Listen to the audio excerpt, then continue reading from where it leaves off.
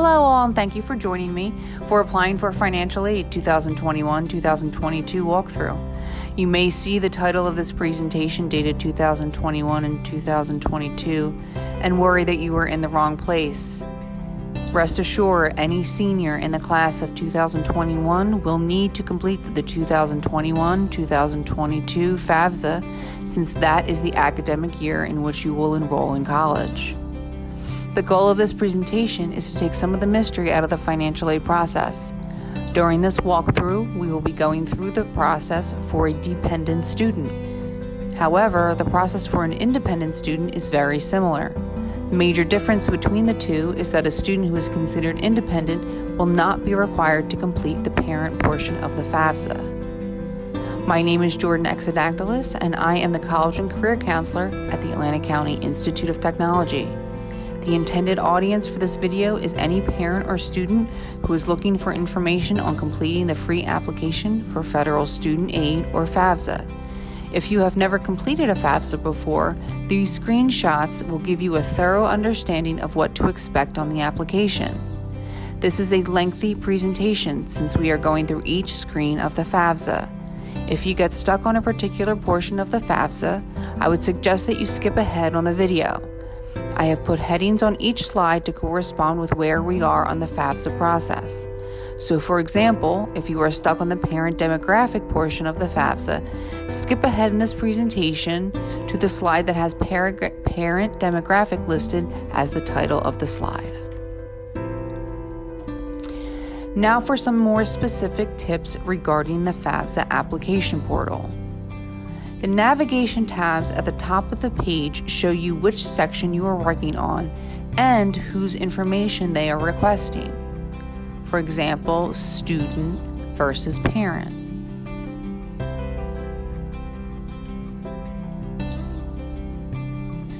The FAFSA does save itself often, as noted in the green box. The FAFSA also reminds you that this is the student application.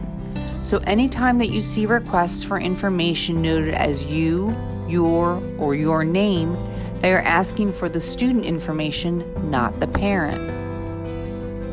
The help buttons at the end of each field are extremely important and help if you get stuck on a question. FAFSA uses skip logic, which means that depending on how you answer a question, it may trigger another question to appear or hide, so you may not be asked all of the questions that appear on this walkthrough. Your FAFSA experience may not be the same as another student. Before you start the FAFSA, you must create an FSA ID for both you and your parent or guardian. You can do so at fsaid.ed.gov or by clicking on the link on this page. Your FSA ID is your personal legal signature. Do not create an FSA ID for anyone else. You and only you should create your FSA ID. Parents should not create an FSA for their child, and vice versa. Doing so could cause issues with you or your child's financial aid. You will enter your name and social security number that match your social security card exactly. Enter your mobile number to make it easier to reset your account. Each mobile number can only be associated with one FSA ID. You will be asked to answer 4 challenge questions that can be used to retrieve your account. Make them easy to remember. Confirm that this information is correct, and then accept the terms and continue. You will need to verify your account. If you provide a cell phone number, you will be texted a secure code that will use to verify your account. Next, you will follow the same process to verify your email address. Once you have an FSA ID created, you can get started on the application for free application for federal student aid at www.fafsa.ed.gov. On the FAFSA homepage, you will have the option to log in as a new user or a returning user. For the purpose of this presentation, we will be logging in as a new user.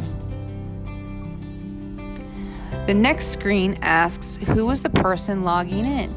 Is it a student, parent or a preparer, which is more rare. For the purposes of this walkthrough, we will be choosing I am a student. The student will then enter their FSA ID username and password. You will present with a disclaimer. Please read and click Accept to move forward. On the Getting Started page, you will be asked to select which FAFSA year you are applying for.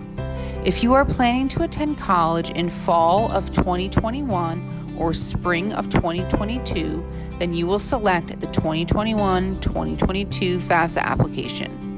You will use your 2019 tax return and income information to complete this FAFSA. The student will be prompted to enter a save key. Use any combination of words or numbers as the save key. The save key allows an applicant to save their FAFSA form and return at a later time to save and submit. The application is saved for 45 days unless the application is submitted for processing prior to that. The save key also provides the applicant a way to share access to their FAFSA form with their parent if they need to edit or change any information. You will then be brought to an introduction screen with frequently asked questions. Each selection has accordion functionality that can be expanded or retracted to reveal or conceal the information. Before we dive in, just a few general tips. How can I get help completing the FAFSA? You can get help by clicking the help icon or by viewing the FAFSA help page. How many steps does it take to complete? The FAFSA consists of the following sections: student demographics, school selection, dependency status, parent demographics, parent guardian financials, sign and submit, confirmation. How long will it take to complete those sections? The FAFSA should take less than 1 hour to complete depending on your answers and whether or not you have the necessary information available. Can I save my FAFSA if I cannot finish it in one sitting? Yes, you do not have to complete the FAFSA at one time. You can save the application for up to 45 days using the save key mentioned previously. If you start a FAFSA and decide you do not want to submit it, you will also have the option to delete the application. But please remember that the federal government will not determine your eligibility for federal student aid without submitting a FAFSA. What documents will you need to complete the FAFSA? First, you will need your Social Security number or your alien registration number if you are not a U.S. citizen. You will need your federal income tax returns, your W-2s, and any other records of money earned. Please note you may be able to transfer your federal tax return information into your FAFSA using the IRS data retrieval tool, which we will discuss in further detail later in the presentation. You will also need your bank statements and records of any investments if applicable. You will also need a record of any untaxed income. And finally, you will need an FSA ID for both the student and one parent in order to electronically sign your FAFSA application. Signing the FAFSA at the end of your application, you and your parent will agree to the certification statement and sign your application. The easiest and quickest way to sign your application is electronically using your FSA ID. You and your parent will both need your own individual FSA IDs for your signature to be applied. If you do not already have an FSA ID, you should create one now. We will now begin with the first section of the FAFSA, student demographics.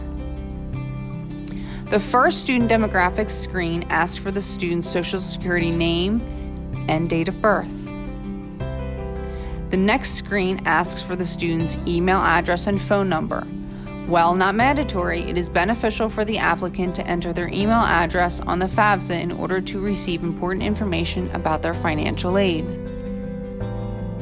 The third student demographics screen asks for the student's permanent mailing address. The next student demographics screen asks for the student's residency and eligibility information. In the U.S. citizen dropdown, if the student selects eligible non-citizen, then they will be prompted to enter an alien registration number. If the student is neither a citizen nor an eligible non-citizen, students such as a DACA student or an international student, they are not eligible for federal student aid.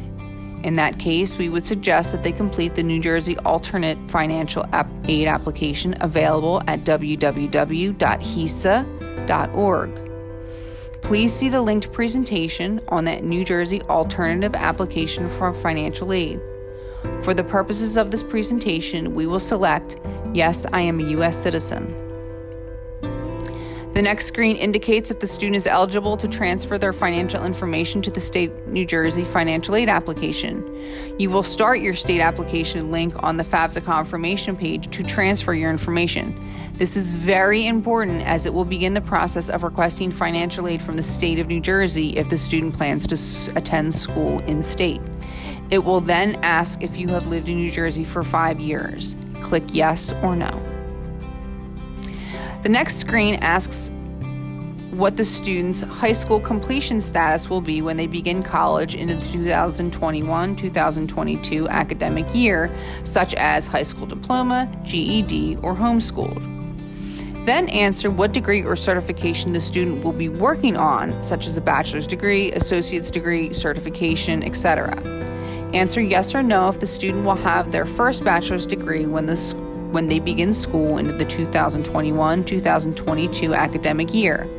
And then you will indicate what level of college the student will be in during the 2021-2022 academic year, such as first year, second year, graduate student, etc. Note that these are asking for the student's level in college, not in high school. Many students answer this question incorrectly. Finally, you will be asked if you are interested in work study. Work study is a program where students can get a worker position at the college. The next demographic screen asks if the student is male or female. If male, you will be prompted with additional questions about registering with the Selective Services System.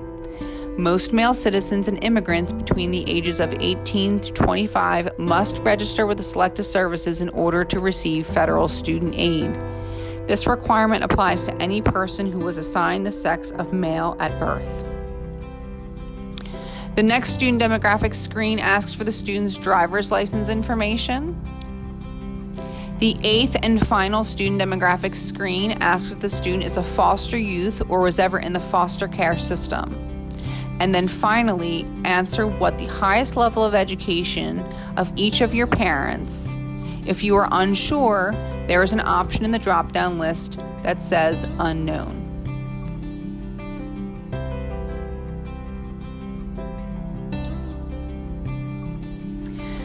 Now you will notice that we have moved to the next section of the application, the school selection. On the first school selection page, you will enter the name and mailing address of the high school that the student will receive their diploma from in June. The mailing address for the Atlantic County Institute of Technology is 5080 Atlantic Avenue, Mays Landing, New Jersey, 08330. Then click Search. Once you select Search, the second school selection page will appear, prompting you to select the correct high school. The third school selection page is where you can select up to 10 colleges where you can send your information to. If your student is unsure of which colleges they will be applying to, it is still a good idea to complete the FAFSA. You can always go back into your FAFSA at a later date to add colleges to your list. It is always a good idea to add your local community college. For ACIT, this would be Atlantic Cape Community College. It's a good idea to add ACC to your FAFSA just in case your plans unexpectedly change. If you already know the college's federal school codes, you will select yes here and enter the code.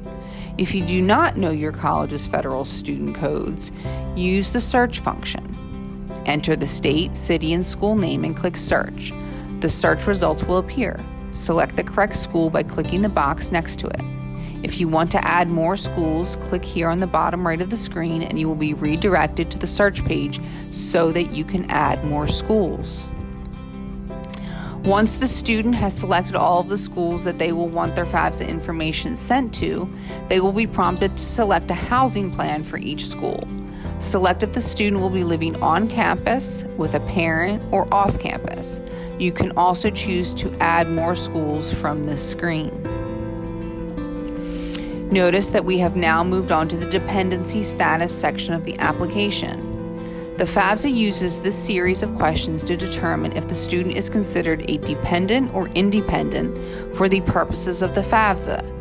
Use the drop-down menu to select what the student's marital status is as of the day you are completing the FAFSA. For the purposes of this walkthrough, we are focusing on a dependent student, so we will select that the student is single. Use the drop-down menu to select what the student's marital status is as of the day you are completing the FAFSA. The next page will ask you to determine whether the student has any children or qualifying other dependents. Note that both questions indicate that the student must provide more than half of the support for the child through the entire academic year in order to qualify. For the purposes of this walkthrough, we are focusing on a dependent student, so we will select that the student does not have any children or other qualifying dependents. This page asks students to check mark if any of the situations apply or select none of the above. Don't forget to hit the help button if you ever want to read more about a question. For the purposes of this walkthrough, we are focusing on a dependent student, so we will select that none of the above apply. Indicate here if the student is homeless or self-supporting or at risk of being homeless. If yes is selected, there will be a series of questions regarding the homeless status. For the purpose of this walkthrough, we will be selecting no. In our scenario, the student will be considered a dependent student and will need to enter their parents' demographic and their parents' financial information next. Had the student been determined to be independent based on the FAFSA questions, they would have been prompted to skip the parent section and move on to the student's financial section instead. It is important to note that if you are self-sufficient and living on your own, that does not automatically make you independent for the FAFSA. Parental data is required for dependent students. Select here if the student will provide parental data. If the student is unable to provide parental data due to special circumstances, such as the parents are deceased, incarcerated, or the student no longer lives with them due to neglect, abandonment, or a documented history of abuse, then select that you are unable to provide information about the parent. This will bring up a series of informational screens about what to do if you are submitting the FAFSA without parental data. You will need to contact your college's financial aid office for next steps. For the purpose of this walkthrough, we will be selecting I will be providing information about my parents. Notice that we have moved to the Parent Demographics tab of the application. Use the drop-down menu to select what the marital status of the parents is as of the day that you're completing the FAFSA. Depending on what is selected from the drop-down menu, additional questions will appear, such as date of marriage or date of divorce. This is a good screen to use the help features, and is often a point of confusion for students. For the purpose of this walkthrough, we will be selecting that the student's parents are married or remarried. This screen will help you determine which parent information you should be entering on the FAFSA. If your parents are married, you will be providing information about both parents. If your parent is remarried, then you will provide information on your parent and your step-parent. If your parent is widowed, you will be providing information on your surviving parent. If your legal parents are unmarried and living together, you will be providing information on both parents. If your parents were never married and do not live together, you will be providing information on the parent with whom you have lived with the most over the last 12 months. If your parents are divorced, you will be providing information on the parent with whom you have lived with the most over the last 12 months. You will notice the star on these last two items. If you lived with both parents equally over the past 12 months, provide information on the parent who provided more financial support during that time or during the most recent year you received support from a parent. Back into the parent demographics screen, you will be prompted to enter the first parent's social security number, name, date of birth, and email address. It is important to note the immigration status of a dependent student's parents does not affect the student's financial aid eligibility. So if your parent does not have a social security number, you will want to enter 000000000. Do not enter their IRS ITIN number. Now you will be prompted to enter the second parent's social security number, name, date of birth, and email address. Remember, depending on the answer to the marital status of your parents, you may or may not be prompted to enter information for both parents. You will answer the question about your parents' state of legal residence. And the last screen in the parent demographics section will ask about the household size and the number of people in the household who will be attending college during the 2021-2022 academic year. This is another screen that many students make mistakes on, so please be sure to read each section carefully and use the help buttons provided. Some of these responses are pre-filled based on previous answers in the FAFSA form. Other sections allow for you and your parent to edit. So now we are moving into the parent financials section of the FAFSA application. The financial sections are another great place to use those help buttons if you are not sure what they are asking for or where you should find it on your tax forms and W-2s. The first section questions ask whether your parents have completed their IRS tax returns. The second question asks what type of tax return they filed. And the third question asks their filing status on their most recent tax return. You will find these answers on their completed tax return. Pay close attention to which tax year information they are asking for, to be sure that you are looking at the correct tax documents. If your parents are eligible to use the IRS data retrieval tool, you will see the link to IRS button. This is the easiest and most efficient way to import your parents' tax information into the FAFSA. I highly recommend and encourage parents to use the IRS data retrieval tool if they are eligible. The process will take them to the IRS site and ask some personal identifiers of them. Be sure to type in the information exactly as it appears on their most recent tax return, such as any abbreviations in their mailing address. Once complete, they will be returned to the FAFSA site and all of their tax data will be imported automatically. If your parents are not eligible to use the data IRS retrieval tool, they will see a different message indicating that. There are several reasons they may be ineligible to use the tool. For example, if they were recently married or if they filed their taxes with the status married filing separately. If they are not eligible to use the data IRS retrieval tool, they will need to enter their tax information manually over the next few sections. This view is displayed when a parent chooses not to use the IRS data retrieval tool. An additional opportunity is provided to the parent to determine if they would like to link to the IRS or continue to enter their information manually. For the purposes of this walkthrough, we will not be using the data retrieval tool and will enter all information, financial information, manually over the next few screens. This screen asks how much each of your parents earned from working. Please don't forget to look at the correct year they're asking about, and the instructions here will tell you exactly which lines to add up from their tax returns. Your parent may or may not have some of these forms in their tax return. For example, not everyone is required to file a Schedule 1 or a Schedule K1, so they may not have an amount to add in this portion. If your parent did not earn anything from working the past year, you will enter 0. If your parents were able to use the data retrieval tool, they will see the words transferred from IRS in these fields. you will not need to provide any additional information. Remember that the FAFSA uses skip logic, so if your parents indicated that they did not file taxes, you may not see some of these financial questions. The questions or instructional texts that you see in these sections may vary as they are based on your responses to previous questions. Your parent may or may not see a question about filing their Schedule 1 with their tax return. Your parent will be asked if they are a dislocated worker and if they've received any assistance from the listed federal benefits programs.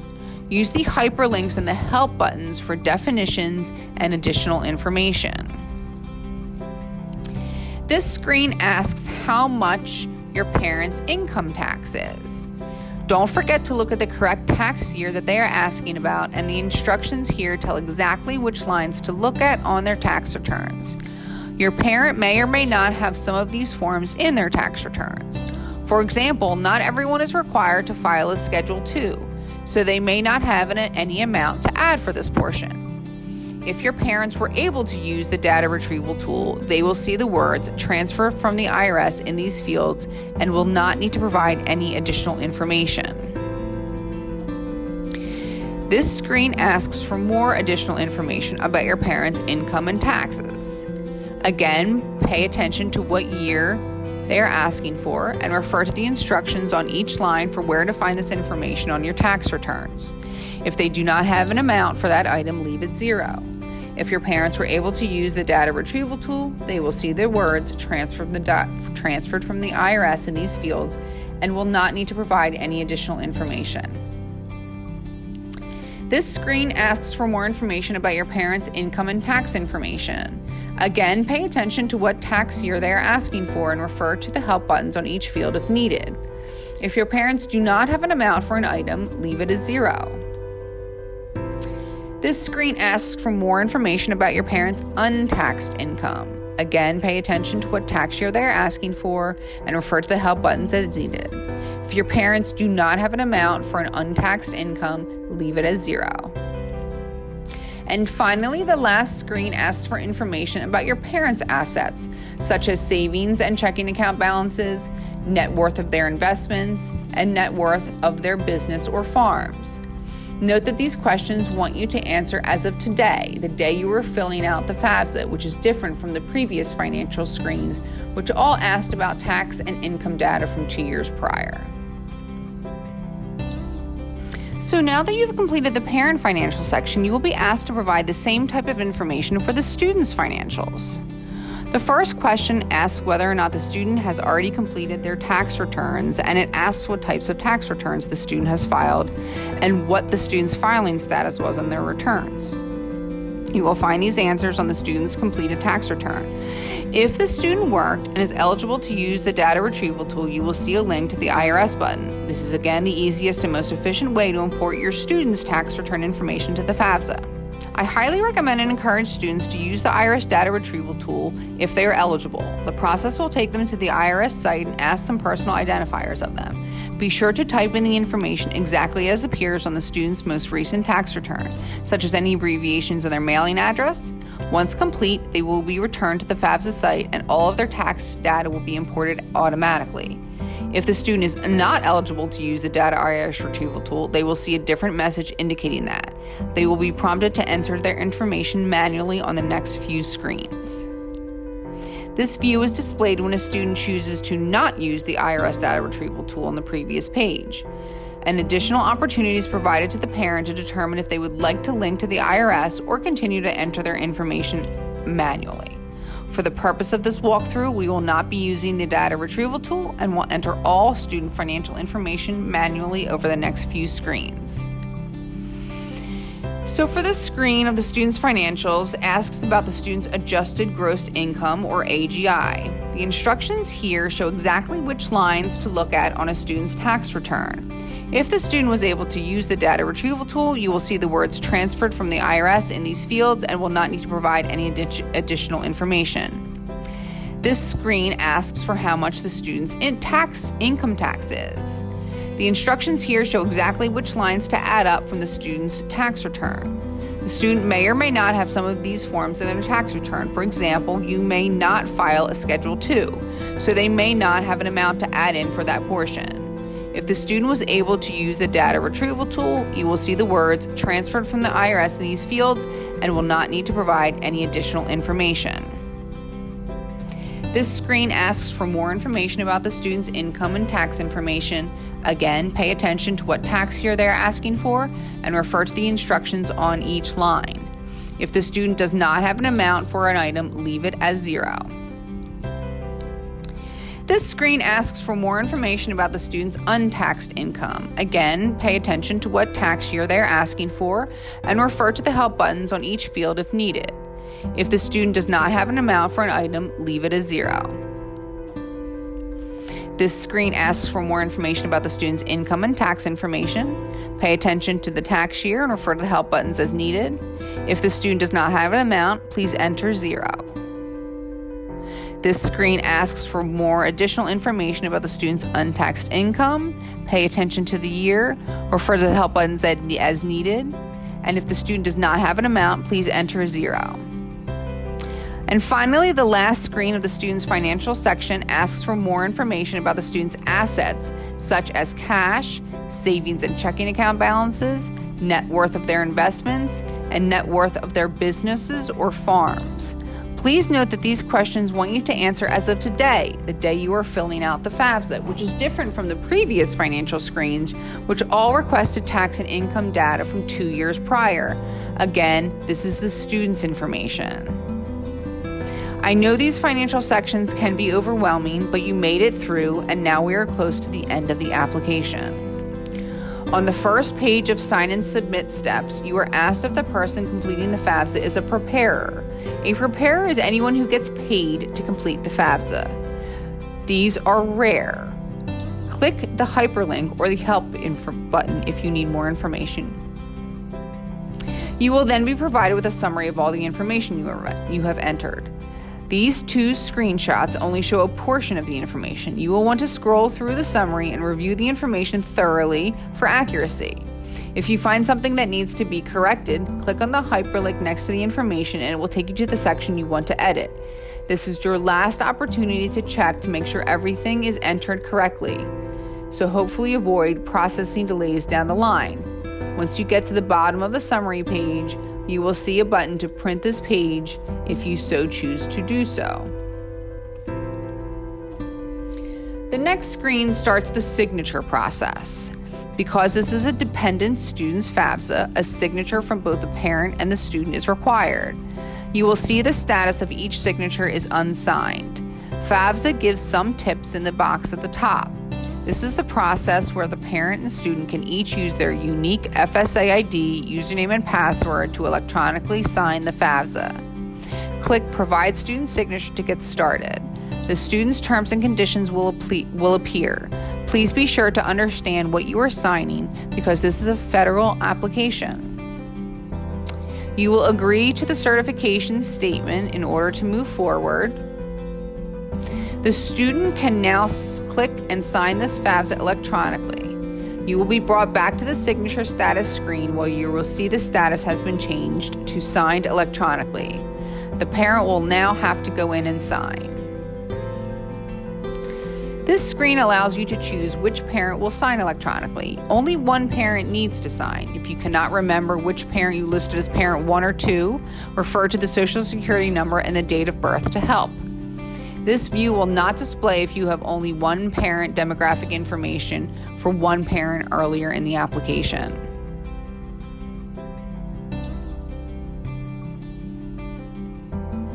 The parent terms and conditions will appear. Read and understand what you are signing, as this is a federal application. The parent must agree to the certifications in order to move forward. This screen will allow parents to enter their FSA ID, username, and password to electronically sign.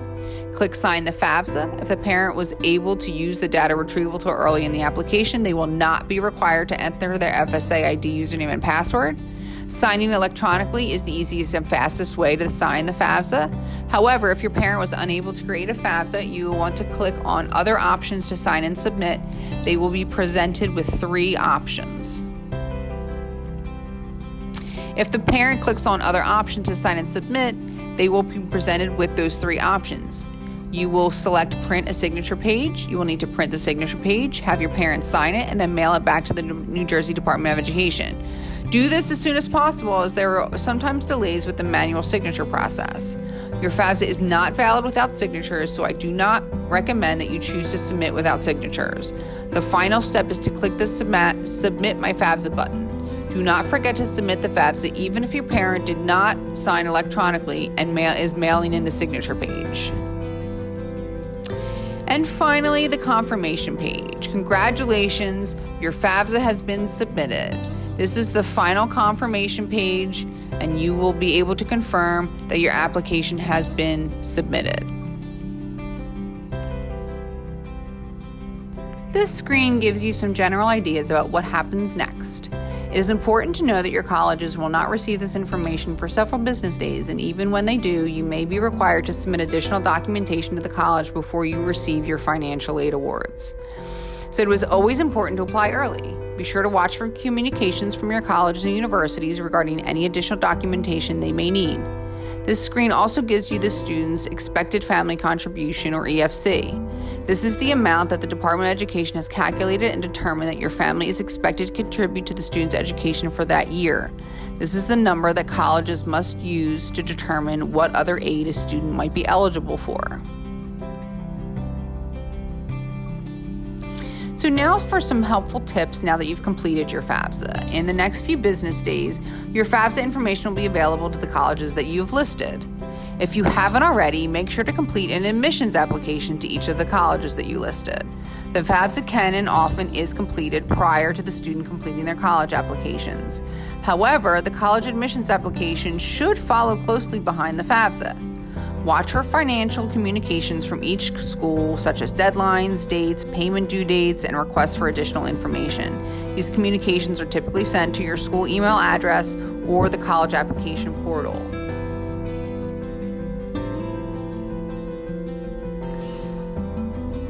If you filed your FAFSA form using an incorrect Social Security number, you can correct your Social Security number by doing one of the following.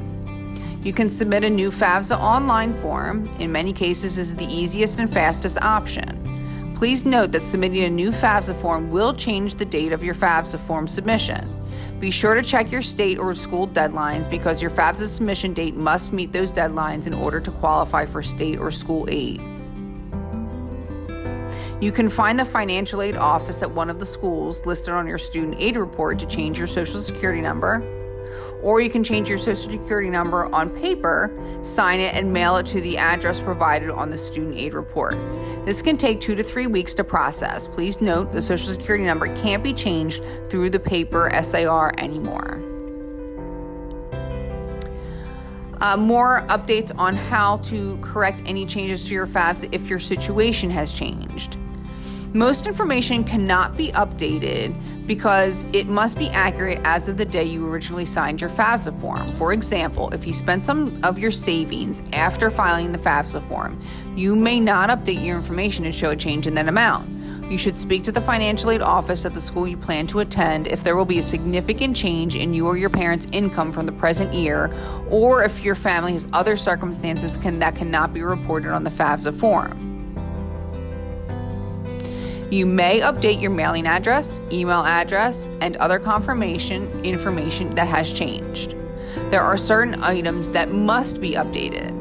You must update anything that changes your dependency status. For instance, if you are pregnant or are now in a legal guardianship, except a change in your marital status. If your marital status changes, you must speak to the financial aid office to determine whether you may update the FAFSA form.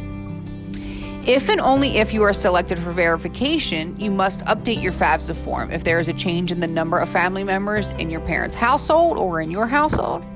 If the number of family members changes as a result of a change in your student's marital status, you must speak to the financial aid office at the school you plan to attend to determine whether you may update the FAFSA form.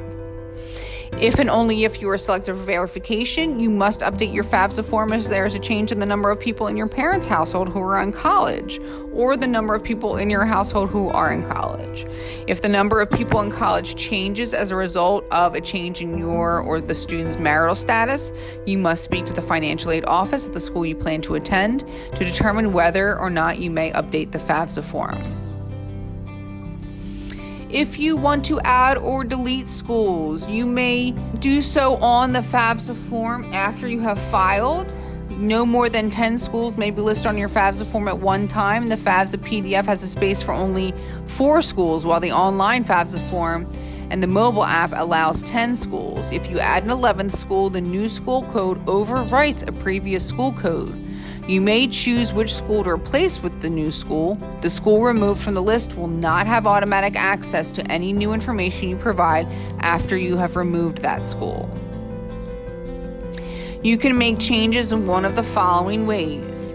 You can log on to FAFSA.gov, select Login, and enter your FSA ID. On the My FAFSA page, you will select Make FAFSA Corrections. You will create a save key and then change your information and submit the new information. Write in the corrections or updates on your paper SAR, sign it and mail it in, or check with your financial aid office at the school if you plan to attend. The school might be able to make the changes for you electronically. That concludes this lengthy presentation on the Financial Aid 2021-2022 walkthrough. If you have any questions or need further assistance, please be sure to contact the ACIT College and Career Center. Thank you.